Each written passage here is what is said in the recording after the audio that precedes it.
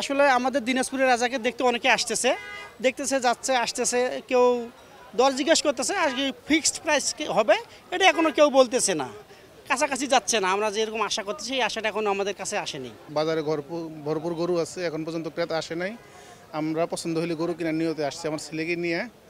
দাম কেমন দেখছেন, কম না বেশি গতবার? গতবার চেয়ে দাম মোটামুটি সমান সমান মনে হচ্ছে, কিন্তু অন্য অন্য লোকালি দেখছি যে দাম কম। গতবার তুলনায় এবারকার গরুর দাম অনেক কম মনে হচ্ছে। ক্রেতা শূন্য বাজার, গরুর অনুযায়ী ক্রেতা নাই বাজারে। দুদিন হচ্ছে যেভাবে ক্রেতা আসছে এর আগে আসেনি। তো আমরা আশা করছি জুম্মার নামাজ এবং সামনে শনিবার আছে, এখন সাপ্তাহিক ছুটি, আমরা আশাবাদী যে ইনশাল্লাহ ক্রেতা আসবে এবং আমরা ভালো দামে বিক্রি করে ইনশাল্লাহ বাড়িতে যাওয়ার মনের ছাপ আমাদের ভিতরে আছে।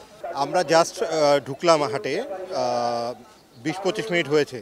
তো আমরা 10-15টা গরুর দাম জিজ্ঞেস করলাম, তো মনে হচ্ছে যে এখনও মনে হয় দামটা ঠিকমতো ফিক্স হয়নি। মানে এখনও দামটা বলে যাচ্ছে একটা, মানে মধ্য অবস্থায় আসবে হয়তো আরও কিছুক্ষণ পরে বা এই ধরনের কিছু মনে হচ্ছে।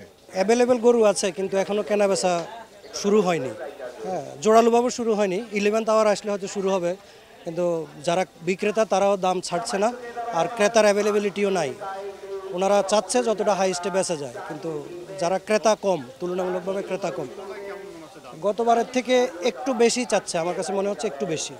হ্যাঁ, 10% 15% বেশি বলে প্রতীয়মান হচ্ছে আর কি। মানে খরিদ্দারির কম, দু একজন আসতেছে, দাম দর চাচ্ছি, দেখতেছে, শুনতেছে, চলে যাচ্ছে।